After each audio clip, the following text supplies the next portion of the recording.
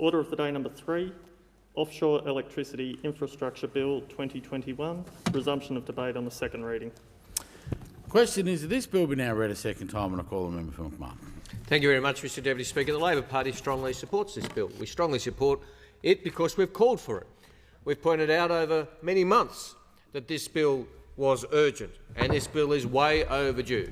And as is so often the case with the Morrison government, particularly when it comes to renewable energy, the government comes very, very late to the party, but we welcome them to the party as late as they are. Offshore wind has huge potential for Australia. Just as we have huge potential in solar, being a country which has the best solar potential in the world, we have self-evidently a very long coastline. Every school student knows we are an island nation. It goes without much thought to reach the conclusion that we have very big offshore wind potential.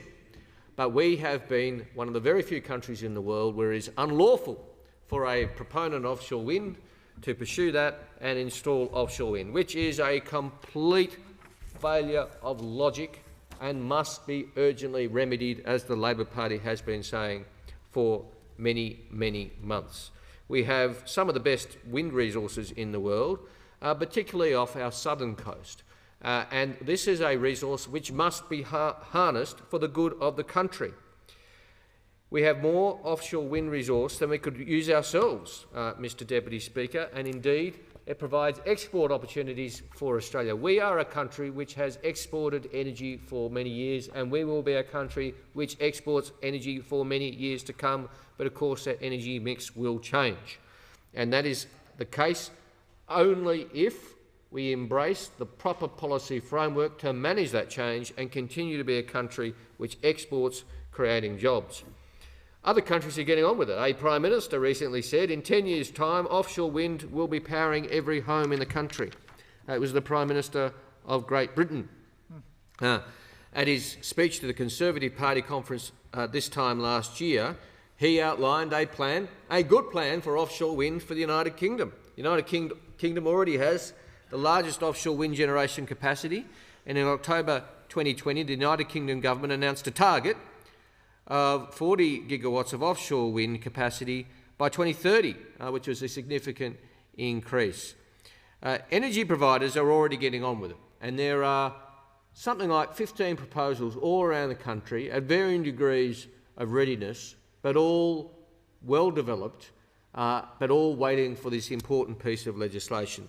The one that is most advanced is Star of the South off Gippsland. And I've visited Morwell, I've looked at the plans, I've spoken to the proponents, and I use Star of the South as an example, Mr Deputy Speaker, because it tells a very good story about the capacity of offshore wind. Offshore wind, if the proposal for the Star of the South was operating today, it would provide 20% of Victoria's energy needs as we speak. One offshore wind installation would provide 20% of Victoria's energy needs because it is windier off the coast, because the turbines are tall. Offshore wind has a capacity to provide a lot of energy.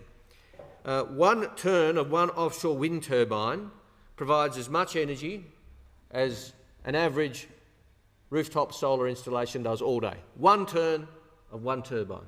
And these turbines turn 15 times a minute. And then you multiply the number of turbines in each installation. It gives you an idea of the scale. But the other story of offshore wind, Mr Deputy Speaker, is the jobs created. It is labour intensive. Because the turbines move quickly, they require a lot of maintenance. And because the turbines are offshore, the maintenance workers have to be taken to the turbines, which creates maritime jobs and ports jobs. And I say this is a good thing. I say it's good that a lot of jobs are created. And there's a third reason to support offshore wind. It's not just that the jobs are created, it's that the jobs are created in areas which are going through economic change. The jobs are created in the same areas which have powered Australia for so long, because the offshore wind farms tend to want to feed into our grid. In the case of most of Australia, the National Energy Market grid, where the grid is strongest, where the connectors are, and that is where energy has long been generated. Areas like Gippsland and Latrobe, like Newcastle and the Hunter Valley, like the Illawarra, Gladstone and Central Queensland. These are the areas, in many cases, where offshore wind proposals are existing. So there will be jobs created in areas where we need to diversify the economy, because we want to see on this side of the House the world's climate emergency be the jobs opportunity of regional Australia. And it can be and will be with the right policy settings. These are the areas which have powered Australia for so long, who have access to the grid, to the ports for exports, and importantly, access to a wonderful skills base of the workers who have generated power for so long. That skills base is readily transferable to more renewable energy, including offshore wind. For example, I've spoken already about the United Kingdom's offshore wind industry. It's a good example. Again, in terms of jobs created, 26,000 people already work in the offshore wind industry in the United Kingdom, with another 70,000 people forecast to be working there by 2026, which is not that far away. And as I said, there are many varying proposals around the country. OceanX, with whom I've met, is looking at spending $31 billion to build 7.5 gigawatts worth of offshore wind and significantly upgrade ports. Green Energy Partners have projects that they are proposing off the Illawarra and off Newcastle. They want to use Port Kembla as a construction hub, creating jobs in the Illawarra where they are so desperately needed. So this is an industry, I think, which has huge potential for Australia and must be embraced. And we must move fast. This legislation is important, but it is not the be-all and end-all. It provides significant power to the minister to declare areas, for example. I have no problem with that. But it's a power which he should exercise appropriately, prudently and carefully, but expeditiously, to ensure that this industry, which has waited so long for government action, can now get on with it. Now, that is not to say that this bill is perfect, Mr Deputy Speaker, as strongly as we support it. There are improvements we would have liked to have seen made. And the Senate committee, which is a bipartisan committee, agrees, and they've made recommendations to the government, and I'm surprised and disappointed, or perhaps disappointed, but with this minister not so surprised, that the government has ignored the bipartisan recommendations to improve the bill. Government senators who led the committee made some suggestions, and they're suggestions that I take on board as the Shadow Minister, amending the Objects Clause to better incorporate electricity transmission and exports. We can be, as I said before, an energy exporting nation. There's infrastructure required to do so, whether it be submarine cables or hydrogen facilities to export our renewable energy, but it can and should be done, and the objects of the bill should reflect that. There should be an amendment on consultation requirements for declared areas. Now, we have a long coastline. Not every part of our coastline is suitable for offshore wind, hence the opportunity for the minister to declare areas. There will be some instances where that is controversial. Communities should have ownership and a voice in doing so, and there should be consultation requirements on the minister for consultation in relation to declaration. And the government should consider amendments to the changes in control provisions as well. There has been a minor technical amendment suggested to allow for a different change in control thresholds for individual licences to be considered transparently during the licence application process, while still maintaining the government's intended outcomes, which seems a sensible suggestion to me.